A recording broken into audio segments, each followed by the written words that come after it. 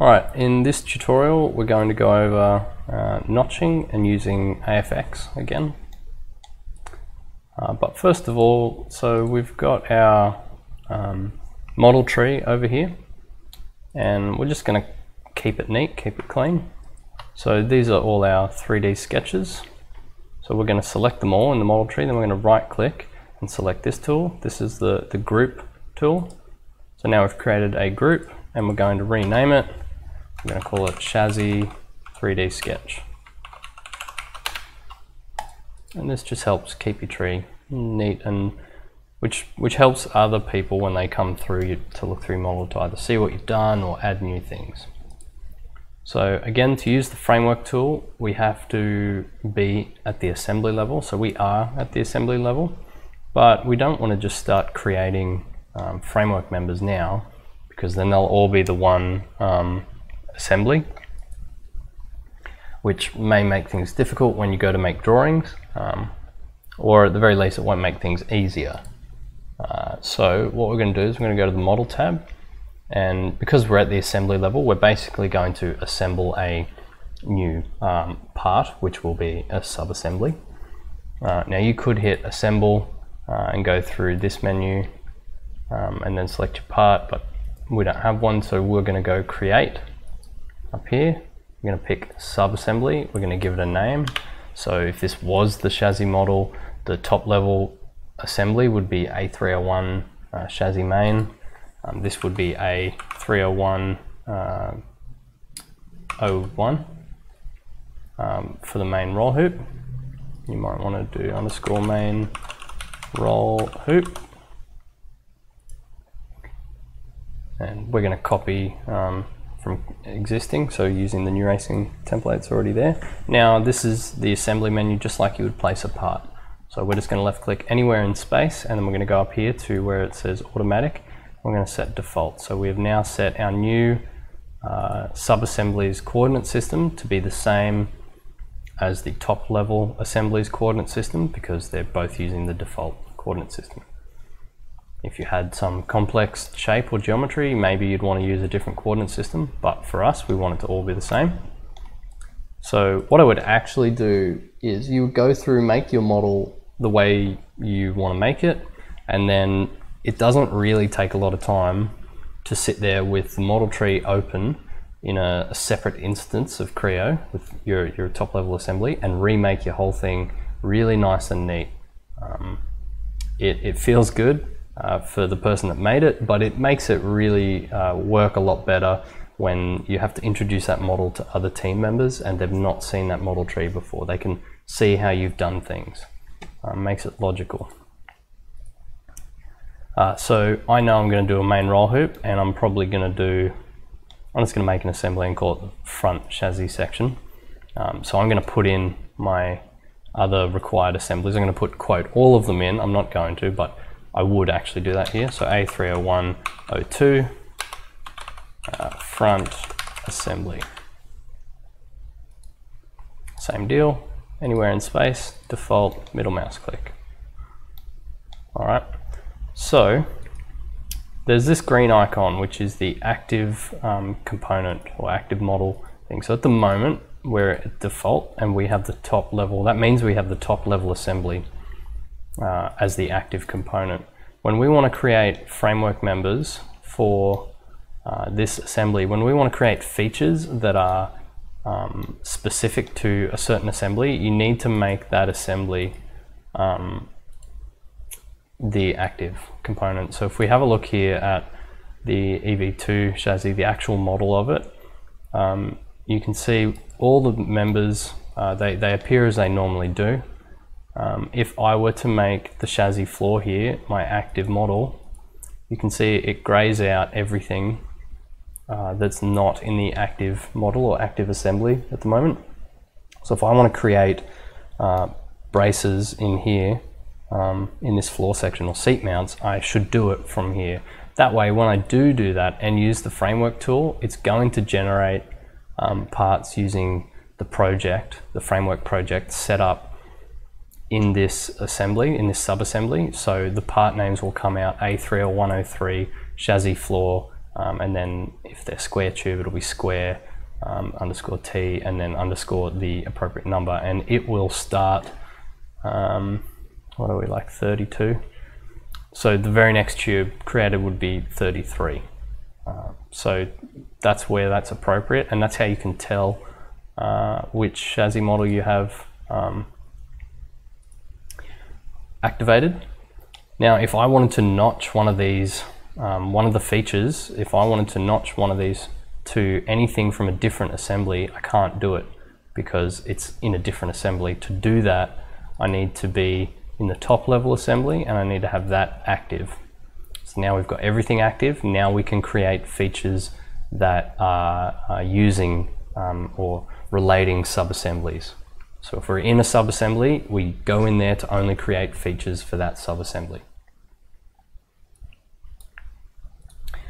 All right, so we've got our two sub-assemblies here, and you can see we've got this. You can't tell that things are grayed out here because it doesn't seem to do it for sketches, for curves, but you can see we've got the little green selection, the little sort of diamond for our roll hoop. So we're going to go framework and we're going to go new profile. So as I discussed in one of the other videos, you're pretty much always going to use steel beams millimeters. We're going to select pipe and we're going to pick something that's approximately roll hoop compliant. If I remember where it was. Cool, we're just going to use 25 by 2.5. This might be just under or something. So it says no defined project first, please define a project. So we're going to call it A30101. And now you see here we've got reference methods. So we've got straight edge or curve, we've got between 2 points, and we've got on a bend curve. So this is the issue I was talking about when you want to do like the roll hoop. So curve edge 1, we're going to select there, and it kind of does it as individual parts, and it only does sort of one section at a time, which isn't really what we want. So we're going to hit cancel, we're going to go next, and we're going to change it to bend. And now it wants to know the start of the curve and now the end of the curve. So I held control, and we'll just go through that again a bit slower. Select the sine wave looking item. Start of the curve, item 1, so I select down here, then I hold control to select the end of the curve, and I'm imagining the curve is going to come up, go along, and down to here. So I'll select there, and then you can see it's created that, and now it's asking for a final check. As I mentioned in other videos, in relation to positioning, you'll need to pick a convention. I used, just because it was less work and it was easier, the convention that all my framework members were generated with the line that from the edge or line that they're in central to it. So now I'm going to hit them OK, and now we have that feature generated. And if we open our assembly tree, we've got A30101, which was our project name, and we've got underscore pipe, so that's the the framework member type, the tube type, and then we've got number 1 for part 1. Now if we go up here to project parameters, this isn't something that I used much, but you can add prefixes, suffixes, you can change around the things that get generated in the name when you generate parts. But for us, we're happy with this, and now we're going to move on. And we're going to go to our front assembly. So we're going to make that the active sub-assembly. We're going to go new profile. We're going to put our front roll hoop in. It's going to say, hey, there's no project defined. We're going to call this 30102. Select a curve again. We're going to do the start of our curve and then the end of our curve, and it's going to make our part. Then we're going to change to Australian CHS, and we'll just pick something small, maybe this one. We're not really fussed. All right, And so then again, to insert frame members, you simply click, select where you want to be. That's where I want it to be because it's going to be default to be central. There are these move options, rotational options. Again, you can revisit framework members using the move tool. You can replace frame members with different parts, which when I do the cross brace tutorial, you'll see a really interesting use of the framework tool there. They're also modifying the ends, and you can change the cross section as well as the size. So I'm just going to throw in a bunch of members now, and then we'll go ahead and notch them. And again, all we're doing is selecting and then middle mouse clicking, selecting the edge, middle mouse click, select the edge, middle mouse click. This is because I want all these members to be the same part, the same tube type. So we're going to have our fancy floor made from round tube. Maybe this is EV3.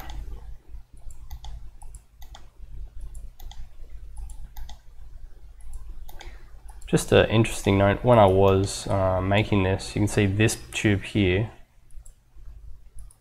This tube and this tube are separate parts. That means when I go to make drawings for it, I'm going to have two tubes there. If you wanted them to be one tube, then you would have made one datum curve from here to here. Because I'm not really interested in talking about how to manufacture this, I'm just talking about how to make it in CAD. I didn't worry about things like that, but this is the point where you go through and you'd realize, oh, I actually want that to be one tube. Same with maybe one of these tubes. You would want one of them to be a single tube because it saves you the cost of laser cutting and the time of assembly. It's one less weld. This is where you would think about that and maybe go back and realize you made a mistake. So I'm going to select basic joints, and I'm going to select the miter joint, and I'm going to miter these tubes together. So all I did there, select the tool, select the first profile, then select the second profile. It doesn't matter which surface you pick, it's just nominating the tube. And then I middle mouse click to say, yep, I'm happy and I'm finished with the tool.